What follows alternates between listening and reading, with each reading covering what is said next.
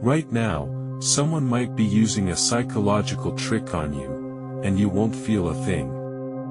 Not because you're not smart. Because these tricks were designed to bypass smart people. These aren't conspiracy theories.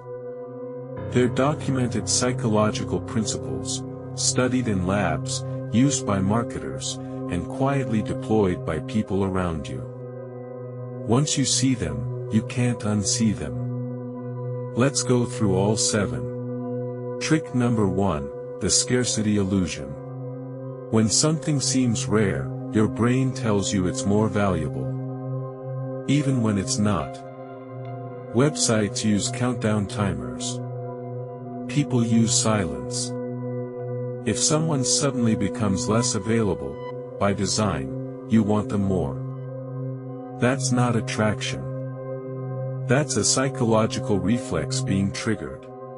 Trick number 2, social proof manipulation.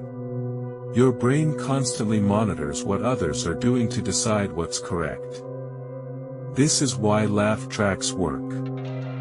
Why restaurants show bestseller labels. Why influencers show follower counts before making a recommendation. You're not being influenced by the product. You're being influenced by the crowd. We're halfway through, and trick number 4 is the one most people get used by in their closest relationships. Don't skip it. When someone does something for you, even something small, unsolicited, you feel pressure to return the favor. This is deeply wired. Salespeople give free samples for this reason. Manipulative people do small favors up front to collect bigger ones later.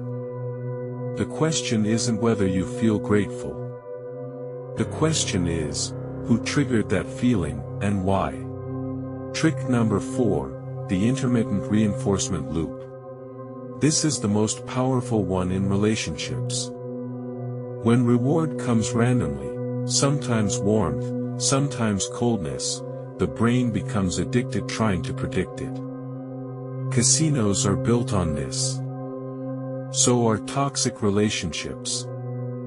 If someone in your life runs hot and cold, and you find yourself working harder to win their approval, you're in this loop. That's not love. That's conditioning. Trick number 5, anchoring. The first number you hear sets the frame for every number after it. That's it. A product marked down from $500 to $199 feels like a deal, even if it was never worth $500. In negotiations, in salary conversations, in relationships, whoever sets the first anchor controls the range. Most people never set their own anchor. They just react to someone else's. Trick number 6, the illusion of choice. Would you prefer A or B? Sounds like freedom. It's not. Both options were chosen for you. This is used in sales, parenting, politics, and manipulation. The trick is that choosing between 2 options makes you feel autonomous, so you stop asking whether you should be choosing at all. Real choice starts before the menu. Trick number 7, identity labeling. Tell someone they're a generous person, and they'll give more. Call a child the smart one, and they'll fear looking stupid. Label someone as loyal, and they'll stay in situations they should leave.